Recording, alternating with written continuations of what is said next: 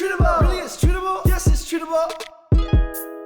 It's the Treatable podcast. Say what's on your mind. It's the Treatable podcast. Real, coming, treatable. It's the Treatable podcast. It's all on the Treatable podcast. Job hunting is stressful any way you slice it, but if you've got a mental health challenge or a chronic illness, it can feel like scaling Mount Everest.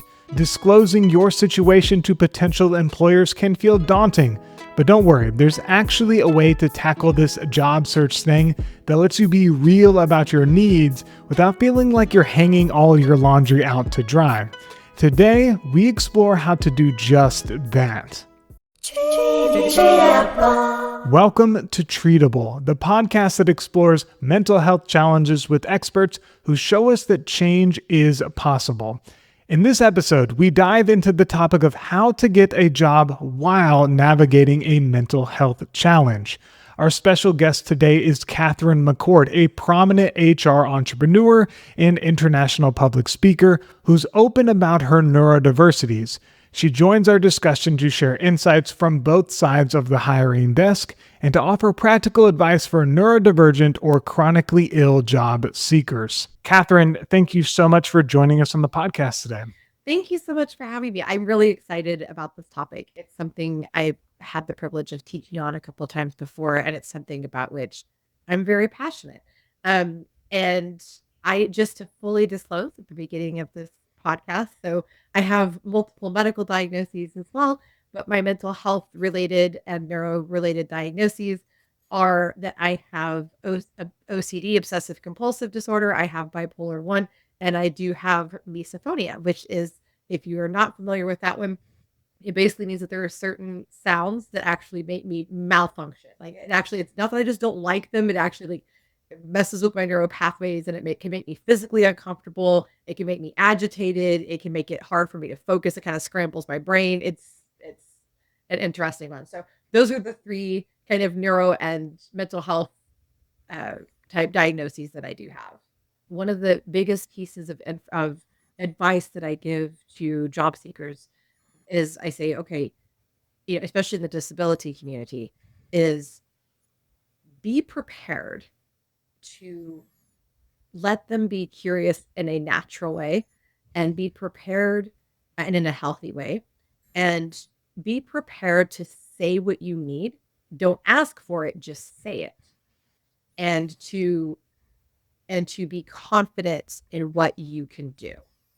Right? So a lot of people are very shaken by the interview process, right? It's horrifying, And I do lots of teaching on the other side, right? And teaching people that, you're not hiring these people to interview, calm down if they're bad at interviewing and, that kind of thing, right? I do all of these things.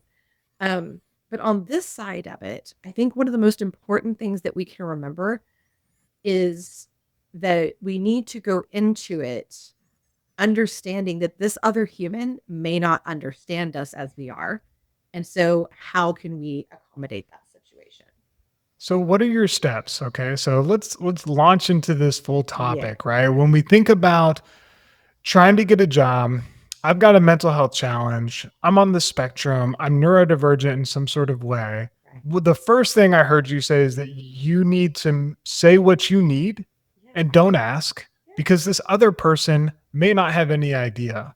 What are some other steps or things that can be really helpful in the job getting process? So number one, on the needs thing, let's hit that real quick. So what I mean when I say that is it's not about being bossy or aggressive. That's not it at all. It's how you present the information. So for instance, with me, sometimes I need camera off. That's just occasionally what it is. There's no ifs, ands, or buts. That's just my need. And so if that's the case, I just say, hey, FYI, I need to turn my camera off today. That's going to help me be able to participate best in the meeting. But and then we just kind of go along with it. And I might make a joke. I like to make lots of jokes about all my health stuff. So I might say something like, you don't need to see my Michael Jackson dance moves because that's what it looks like when I start twitching for my seizures. I was like, that might distract you. So I'm just gonna stay over here. And I might kind of explain it to them like that, or I just simply say, I need camera off today so I can best participate. Just right, start rocking and rolling. I'm here to listen. And so I just say what I need. I don't ask. But a lot of times it's also what you need and how it helps. So for instance, if you have ADHD, all right, I'm just gonna throw that out there. And using a fidget spinner is helpful, or sitting on a yoga ball and bouncing is helpful. Just say, hey, FYI, I'm sitting on my yoga ball today. Whenever I bounce on it, it helps me to focus and to listen better. So rock and roll, I just wanted to let you know what was going on, right? So you're telling them what you need, how it helps, and then letting them know that it's okay and just to keep on going. But you wouldn't want to just sit there and just start bouncing, because they're going to be like, what's happening? Right. And then they're distracted because they don't understand what's happening in their life. Right. So just communicating your need is very simple, and you don't have to give a diagnosis. You just say what it is and how you need it. This episode of Treatable is brought to you by Sandstone Care, which helps teens, young adults, and their families overcome challenges with mental health, substance use, and addiction. They provide age-specific, individualized treatment plans centered around your unique situation and goals, and they only use evidence-based therapies to help you get there. They keep their group therapy sizes small so folks can connect with others going through the same struggle, and so that you never feel alone. They also give academic and vocational support to help you improve your grades or to get started on your career path. And lastly, because they know that mental health and substance use affect the people closest to us, they provide support for the whole family through their family therapy program. To learn more about teen and young adult treatment options, go to sandstonecare.com. Change is possible, and Sandstone Care is here to help. Yeah, so that communication seems like a really important thing for most workplace relationships, and it's also helpful that you're explaining the why behind it. So it's not coming across as I'm just needy. It's like, hey, this is something that's actually going to help me do my job better. Yeah. This is going to help me be more present. This is going to help me be more engaged. Yes. And This that's is how what I you- need. Here's how to help. Yes. And you don't say, I need this because I have bipolar, or I need this because I have seizures.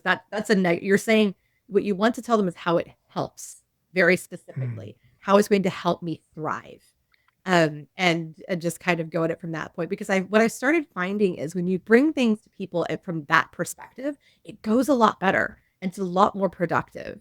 And so, now much older Catherine, after having gone through all the stuff I did when I was young, I now have a great skill set of just being able to say what I need. And I no longer have any problems with my clients. When I have had W-2 jobs, when I've, any of that, it's no longer a problem.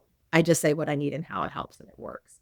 Another big one is, and this is such a hard one. And I want to dive into this a little bit more, but I'm just going to say it and get your response first, is we have to overcome our biases about ourselves. Say more.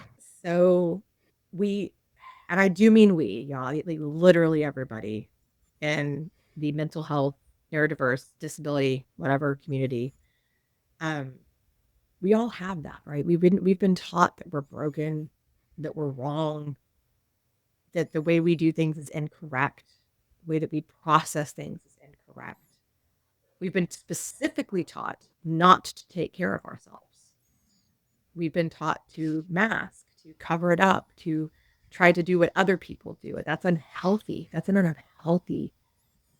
unhealthy process. And so we have to start understanding and dismantling our biases about ourselves. We are designed to function that way. We are following our design. And it's kind of that old adage, I'm sure a lot of you have heard this, where a lion is the biggest, baddest predator on the savannah, but if you threw him in the ocean and then yelled at him for being a bad fish, that's on you. He can do what he's designed to do. This is an amazing creature, right? But if you put him in the wrong environment and ask him to do things that aren't natural to him, he's going to sink, literally.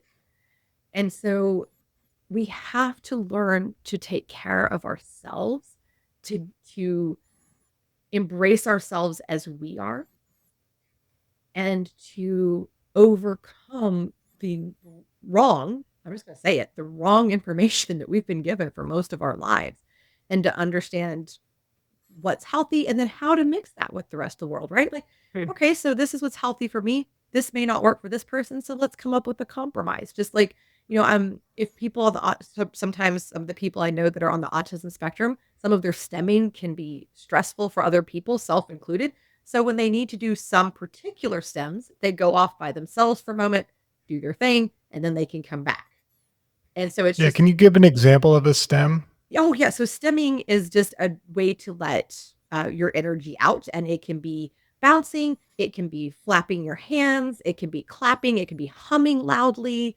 All different. Actually, there's tons of different stems. There are people that skip, there are people that kick, there are people that snap. So, and of course, some of these things are not big deals. Some of them could be really distracting, right? And or stressful. And so just fine, but so you should stem if that's what you need, but maybe do it away from somebody that it bothers, right? So it's just about compromise. But I think that that's one of the biggest things that was overcoming our biases about ourselves so that we can be comfortable and confident and accurately tell people what it is that we need slash also accommodate ourselves. Yeah, this makes me think about the education system and Yeah. how it was in response to the Industrial Revolution. So, Yeah. when we have the need for more workers within factories, the primary thing that we as a nation, at least in the United States, learned is that we need more people who are competent in basic reading and in math to be able to fall into these factory level positions. Yes. And the primary thing that needed to be done was to create uniformity. Yes. I need you to be able to do this the same way as other Mhm. people. And if you write with your left hand, you need to learn how to write with your right hand. And if you do a math problem this way, I need you to do it that way. And so we've constantly had these exceptionalities driven out of us. It was not about the result, it was not about performance. It Right. was all about the process and making Yes. sure that people do get to the result the same way. Yeah. Okay, so number one is to communicate your needs, to say why you need it and how it helps. Yeah. Two is to address the biases about yourself and realize that there's actually a lot of beautiful strengths that are included with the way that you see the world, with the way that you interact with the world, Yeah. the way you approach problems, and the way you enter into the workplace. And Is that that's not right? even yes, and that's not even opinion, that's fact. You can look at Johns Hopkins, PLOS Genetics, National Institute of Health, National Library of Medicine. There are studies everywhere about these facts that as people may have struggles in one area, they have strengths in the other. We are designed that way as human beings. So if a person is not overly auditory, they will be strong visually. Well, the same thing works with our mind. And so when we, let's say, for instance, like for me, I cannot do repetitive tasks. I just will sit there, stare at the screen, and have a meltdown. I can't do it. It does not work for me. Um, but some people, that's where they thrive. I have 3D model thinking. For our listeners who might not be familiar with this concept, 3D model thinking is a cognitive ability where a person can visualize and manipulate complex three-dimensional objects in their mind. It's like having a virtual 3D modeling software in your head.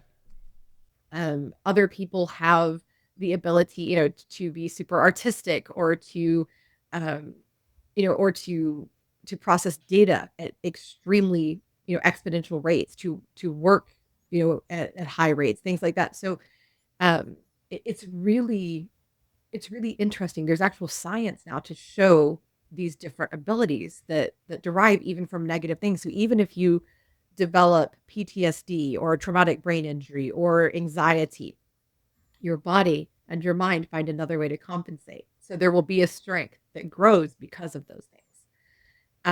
So it is interesting to think about. And I think that also could help us get that healthier view of ourselves, right? Like me with the bipolar, there are times that it's tough, right? It's not always a walk in the park, but actually in general, and this surprises a lot of people, I enjoy my bipolar. I do because I've learned to properly take care of it. I've learned to work with it, not against it.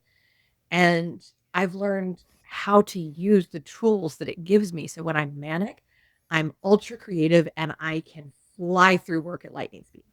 I mean, just like a freight train. It is unbelievable the output that I can go. And so I steer into that. And when I'm depressed, if I have a different type of creativity and I do better with like, the busy work type stuff, and that's a great time for me to dig into that. And when I'm baseline, I'm somewhere in the middle of these two things, right? Um, so just learning to accept that. So it's not just something that we dread, it's something that we accept about ourselves. And then when you have that confidence, you can show it to somebody else, including in an interview, right? Then you can show it off. And it also gives you an opportunity to be more honest about yourself and to talk about these superhuman things that we can do, right? So, like I just said, 3D model thinking and works like a freight train. I've said these things in interviews, whether it's with clients or with jobs, and it always goes over well. So, showcasing your uniqueness is great. It works. So, what you're saying is that when you start to look at these positive aspects of your mental health challenges or health issues, you're able to be honest with yourself and say, hey, I'm actually pretty strong. Like, even without realizing it, my body's have found ways to deal with triggering or challenging things. And there's something to be said about that I'm able to overcome that. And you have to also, it's not even overcome though. So your body is producing maybe chemicals in the wrong, in the wrong amounts, or maybe it depending, of course, on what's going on with you, right? It's different things can be happening. But in the example of depression, so in my case, with my type of depression, it means that that's part of my cycles. It means that my body is incorrectly producing a certain hormones and chemicals. And what's interesting is I've learned that. I know that that's what does it, right? I know that. So I can say, I can, first of all, mentally walk myself through and go, these are the things that are happening to me. I know this. I'm actually okay. I have a roof over my head. I have a husband who loves me. I have food on the table. I have wonderful pets. Live in Florida. I'm 20 minutes from the beach, and all of these things. And then I've actually learned things to do to alter my chemicals. I've spoken with other people who've learned to do this even with different things uh, ADHD and all this that say, okay, like this is how my brain works. So here's how I accommodate myself, right? Like whatever it is. And it's different things. It may not be your hormone levels. It could be different things just about how your brain works. But learning to accommodate yourself and understand yourself just opens up worlds, and you can take care of yourself. And so one of the things I speak to a lot of people in the mental health spectrum who are very stressed out about interviews, right? And they're like, oh my gosh, maybe they have anxiety. And so they just get really overwhelmed. Maybe they have depression and they feel very downtrodden because they haven't gotten a job and they've interviewed 15 times before. So I teach people to learn your chemicals, like map yourself, like, okay, what's happening before I have this interview? What are the steps, right? What are the things that I'm feeling? And then to do things to counteract them. So if it's an anxiety response, as an example, you can eat different foods that will help balance out your chemicals and calm you down. You might have a medication. Whether you medicate or not is up to you, of course, but you might have a medication. You might could go on a walk. You could do grounding exercises. I do a lot of grounding work. And and it's simple things like just acknowledging what's going on around you very physically. And what is the benefit of acknowledging what's going around you in your physical space? Like right now, I can feel the breeze from the fan. I can hear the crackle on my mic. These types of things, and just focusing on the facts and letting your body kind of just realize, oh, okay, I'm in a safe space. This is okay. And taking it out of that fight or flight type situation. Or if you're depressed, elevating those chemicals some. And you can't necessarily come all the way back to a baseline, right? But we can bring them up, and we can do the right things. You can talk to people that, get you in the right mindset. You can listen to the right types of music. I use music and I start where I'm at and I build myself to where I need to be. And I use that all the time, especially when I do public speaking, right? Because I can't go out on stage and act depressed. That's terrible. That helps literally nobody. So I will literally use music to get myself where I need to be. And so, finding these tools will help you to interview more effectively. So whatever works for you, and it is different for every human. So I can't give you like, here's the set list of things to do. But but there's always a pattern that works. And when I've spoken about this and taught about this, I've had great success with people coming back and going, I did it and it works. And now I'm in a different headspace when I interview. Yeah, that's a really great point. And I love how you broke it down to very simple, practical things that you've done, how it can change, help you to reorient yourself and to take an analysis of where you're at in your head, in your body right now, to be able to determine why that's the case. And then to be able to take actual steps to either ground you back into your body out of your headspace or to elevate your mood or your emotions. So, when we think about these coping skills, I know a common question that employers give is, what are your strengths? What are your Oh, I weaknesses? What's hate your that question. experience? Right? It's so idiotic. I hate that question. Oh, Why? So, tell me why this is an idiotic oh question. God. Well, first of all, most people are going to lie because, they're either going to lie or they're going to say the most standard thing that they know you want to hear. That's an easily programmable answer, right? And that's not what you want in an interview. And then everybody on the weakness question gives a backhanded compliment to themselves. Nobody ever in the history of life has been like, I am constantly late to work. I call out like once a week. nobody nobody does that. I wish they would. That would be super cool. So in all honesty, what I tell people is be honest about that stuff. So I tell people now there are certain times when I work like a freight train. I said, I'm always fast. I'm always fast, but I work like a freight train. I said, and it can be overwhelming for people. I said, but the cool thing is I'm okay if you tell me, hey, I need a little bit more time with this. I said, that's okay. I said, I just like to let people know so that you're aware that this is the thing that I do, you know, but it's okay to tell me to back off some. That's all right. And so, I kind of just have these very honest conversations. And so, what I've started learning is how highly effective that is when people will have, and not just with me, I've spoken to other recruiters about this and they've shared stories about the rare times when people would do this and how well it went when you share on the weakness question, which is again an idiotic question, but if you really get real with it, and it's not about weaknesses, but talk about the things that other people may find challenging because that's really what they want to know. It's a poorly worded question too. It's, what are some of the things that make you unique that are great on one hand but could be challenging on the other? And then how do we solve that? Right? So think about how I just said that. I work like a freight train. I will get the job done of 3 people in a single day. Well, that's awesome, right? It can also be super annoying because if I'm going 90 to nothing and you're not, that's going to be, I'm going to be bugging you like, hey, get your thing done. I need it. I need it. Give it, give it, give it. And that can be annoying. So the solution is just tell me to slow down and then we can set an official deadline together. Right. So Yeah. so I also solved the problem because that's what I've learned is people need the problem solved.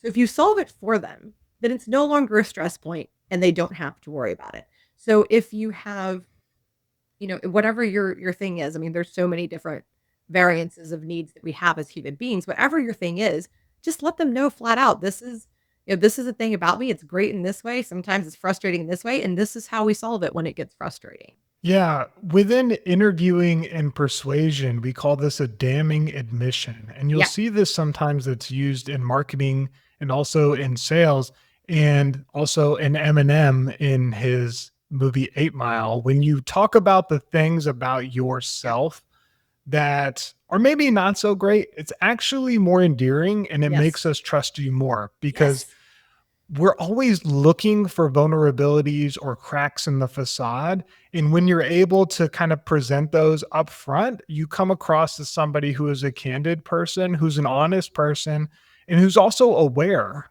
Because Yes. if you didn't know those things, then chances are you might be bugging your coworkers and they're bugged about it. And you're not aware. You're just like Yes. continuing to Yes. bust through I things. had a lady one time who told me she had the world's most annoying laugh and she was aware of it. I was Hmm. like, okay, well, that's fine. I was like, but at least you're happy, and you know it. But so let me tell you about this does, folks, when you answer questions like this and when you just candidly bring these things up. So if they don't ask, bring it up anyway. because a couple of things happen. Number one, in an interview, everyone masks. Everybody puts on their best face, right? Well, what happens in our primitive brain, not our conscious brain, and our primitive brain is that it reads that as a lie, as inaccurate. That makes you at least somewhat of a threat. Now, if everyone's doing it, you just kind of decide who's the bigger threat versus who's the least threatening, right? But if somebody, to our wonderful host point, you nailed that. You like led me into this perfectly. If somebody steps outside of that and is vulnerable and truly honest, now you're the only one here that didn't set off that part of my primitive brain. I am now automatically more comfortable with you. I also, like you said, am perfectly aware that you are more self-aware than these other candidates, which is extremely attractive candidate quality. And it also means that you are a problem solver, and you've just proven that to me. You're not yakking. You're not saying I am a problem solver. You just showed me that you are, because you told me what was going on, and then don't worry about it because X, Y, Z. So it's an extremely effective interview tactic. This reminds me of a book I read by David Epstein called Range. And basically, the premise of the book is that everybody, when they think about getting good at something, thinks about the Tiger Woods example. Tiger Woods was somebody who played golf since he was really, really little and just had tons and tons of time and practice playing golf. And when you have that amount of time doing something, we think the only way to get good at something is to have a ton of time and expertise in that one thing, right?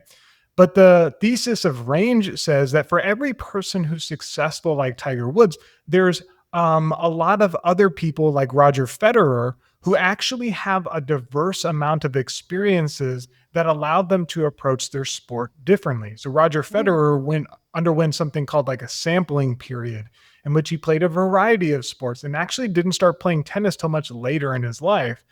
He danced and he played basketball and he did art, and all of these different things allowed him to approach the game of tennis differently. This comes up with work experience questions. How much time do you have in the field? How much experience do you have for these kinds of companies? And oftentimes it becomes a challenge, and a way to approach it is to say, hey, though I don't have experience in this, my experience in this allows me to approach this industry in a different way and to maybe do things a little bit differently. And how can, to your point, Katherine, how can our neurodiversity, how can the challenges, mental health challenges that we have, how can that be a similar thing when it comes to the work that we're doing? It's so interesting because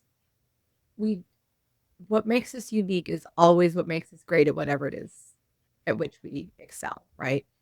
And the people are typically very afraid to really put that out there. Like we were just saying, whether it's good or bad, they don't want to brag. So they don't say the great things. They don't want to say anything negative because that could make somebody not look at them a certain way. So they don't say those things. And then just kind of the mediocre blast stuff gets said, right? And I know because I have looked at, I can't even tell you how many resumes. I mean, I figured out the other day that it's probably like approaching like 100,000 resumes that I've seen literally in my career, if not more. And the vast majority of them are the same dribble over and over and over and over again, which would lead you to believe that all human beings are the same, but they're not.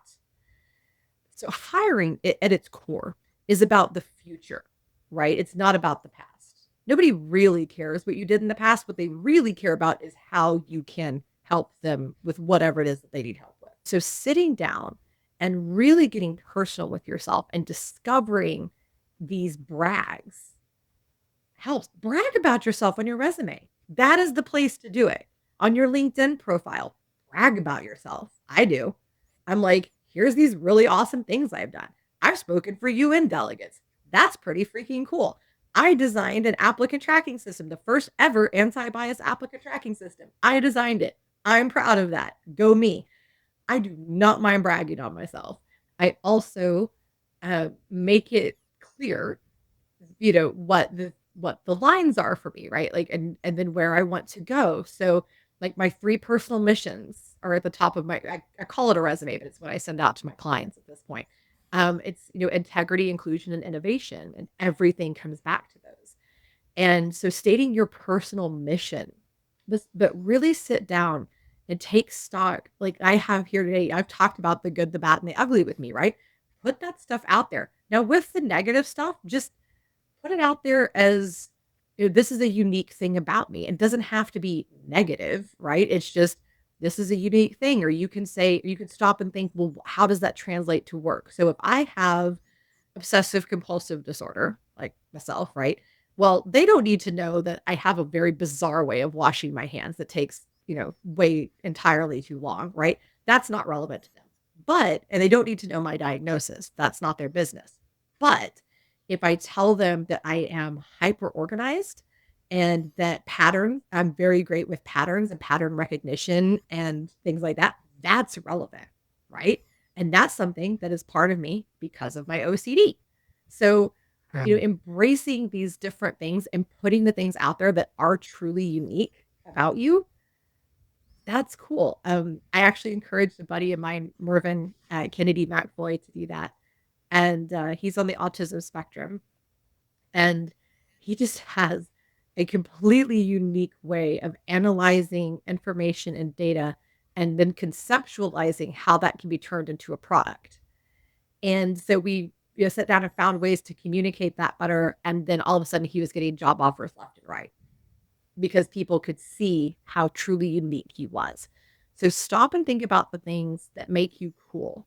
Like you can put, some of the projects you've worked on, stuff like that, do some of the mundane stuff, but really focus on what makes you cool and, put in each job list, like, on your resume, what your accomplishments are, and quantifiable numbers are great. Put in your skills, the cool stuff, like the really amazing stuff about you. Put an achievement section in your resume and put that out there.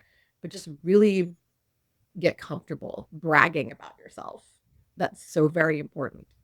I love two things that really stood out to me about what you said was one, you have to put yourself in the perspective of somebody who's in recruiting or in HR or the company. And so much of what they're getting is vanilla. It is the same. It is mediocrity. It is trying to blend in. It is trying to say all the right things and appear like everybody else. But the only way that you actually stand out and get hired is by talking about uniqueness. Yeah. You are trying to show that you are different than other candidates and that you are the person for that job. And so uniqueness is actually kind of the name of the game when it comes to hiring. And part of your uniqueness is the strengths that come along with your neurodiversity, with mental health challenges that you are continuing to struggle with, or even your past accomplishments. And so being really specific about that is cool. And the second thing that you said that was really unique to me was the whole idea of future casting and telling a story. Yeah. So when we think about a role, at least in marketing, because I'm a marketer at heart, the two things that customers want to know is, do you understand what I'm going through? And can you help me solve my problem? Same thing. Right. Here. And it's really a past and present problem. Do you understand what I am going through? What in your past has allowed you to understand the problem that I'm currently facing? Yeah. And then the future problem is, can you help me solve this problem? Is about telling that story, Yes. right? What has happened in your past that allows you to both understand where I'm coming from and help me to get where I want to go as a company, as an employer, et cetera. Right. And you don't have to give specific examples to everything. You can just showcase that you have that ability. And you always want to prove in your resume and in your interviews, by the way. So don't just say, remember how earlier I was saying, like, don't just say I can problem solve. Show me. Show me how you did it. Or tell me how you did it. That's the thing, is to give people the mental image. They need to be able to picture it in their minds, and so that's really, really big. But yes, I'm sitting down and really thinking about who you are and what these different things mean about you. So for instance, if you have a disability, you may be very adaptable. because you're constantly having to adapt, for yourself, other things for yourself, right? So you may be very good at creating adaptability in something and finding new innovative ways. You might actually be very innovative. And that's a big keyword in interviewing, right? Because you're constantly having to find creative solutions for yourself and think ahead and think of, okay, how am I going to be able to do this? Or how is this going to work for me? Um, if you might be tenacious. You might be a person that has a lot of perseverance, and that's a very attractive characteristic. So stop and think about how these things in your life, whether they be challenges, illness, neurodiversity, whatever it is that you have going on with you, and just really think about what that means and what that's given you and what that has taught you. Write those things down. Put that on your resume. I want to make this super simple and actionable for listeners or Yeah. watchers. And so I'm actually going to reorder some of the points that we've talked about when it comes to getting a job with a mental health challenge or a disability. Okay. So the first that you brought up is number one is to remove the biases that you have about yourself, Yes. because you do carry biases about maybe the physical or mental challenges that you've gone through, and looking at those as a weakness because society and the structure has made it a weakness in the way that they've taught you to be successful in schooling and education and Yes. whatnot. And then once you've done that, number two is to think about what makes you unique in regards to these challenges that you have gone through, that you cope with. And that includes being vulnerable and setting yourself apart. So part of your challenges have also become your strengths because it's allowed you to look at things in a different way. And the third thing is to communicate what you need and how it will help. So it's essentially boundary setting. So you're letting people know, hey, this is something that I'm going to be doing because it allows me to do this better. Am I missing anything? Those are some of the main things and achievements, like brag about yourself, please. As somebody who looks at just tens of thousands of resumes in their career, please brag about yourself. I get that helps make you stand out. That makes such a difference. And then kind of the final thing that I'll tell you is, like, I get a lot of questions around disclosure and should I disclose? Should I not disclose? The first thing I'll tell you is if you're doing a basic EEOC form, which is that one that asks about like race, disability, veteran status, all that on a resume, on an application, nobody ever sees that. That goes into a dark abyss. It's used for reporting only. Nobody looks at that. So you can answer those questions however you want. I think that's important for people to know. Now, if you have one of those application processes that ask it actually not in the EEOC forms, but actually as an application question, that is different. And then you might want to put the decline to answer or something like that. But it's entirely up to you. If you're comfortable disclosing, disclose. If you not, that does not affect you getting an accommodation later. I get asked that all the time. You can put whatever you want on the application. That does not count against you later. You can still come back and get anything that you need, and you are entitled to reasonable accommodations. They don't get to tell you no. What's the difference between an EEOC form and the other form? Okay, so the EEOC one, which is the Equal Employment Opportunity, that one is very easy to spot because it's obviously written by the government. That's the easiest way I can explain that one. That one is so very clearly written by the government. And that's the one, like, you have to sign and date your name and all that kind of stuff, right? They're usually all together, those four questions, and it will be veteran status, race, disability, and gender. Those will be the four that are together. So if you see something that was clearly written by the government, and and it always looks exactly the same, well within a small range, right? It looks identifiable. That's the EEOC one. You don't need to worry about that. However, if it's with the rest of the application questions, and maybe it's things that are not one of those four topics. So now I've even seen some companies that want to know what your disability is, which is gross. And it's actually an ADA violation, by the way. They cannot ask you, do you need an accommodation? They may ask your sexuality. They may get more specific. They may ask you some questions more than once. Those are actually being reviewed by the organization. And I'd be very cautious of those organizations. So, Katherine, where can people go to learn more about you and all the awesome work that you do? Yeah, sure. So you can come find me on LinkedIn. And even if you have a personal question, if you heard this and you have more questions and you kind of want to dive into some things, feel free to reach out to me. I'm all over LinkedIn, Katherine McCord. You can find me at kmccordspeaking.com, or my company's website is titanmanagementusa.com. Thank you so much for joining us. Listeners, watchers, remember this whole neurodiversity thing, this mental health challenge, it's real, but it's also more common than you think. And most of all, especially when it comes to getting a job, it's also treatable. We'll see you on the next episode. This episode of Treatable was edited by Daniel Lopez. The intro and explanatory sections of the episode were written by Alexandra Kruger. The theme song was created by Sebastian Gonzalez, and the cover art for this episode is created by Joel Daniel. If you got any value from this episode, it would personally mean the world to me if you would leave us a 5-star review wherever you get your podcast. It helps to spread mental health awareness to more folks, and I read each and every comment that people leave. So tell us what you appreciate about the podcast, and you just might hear us feature it on the next episode.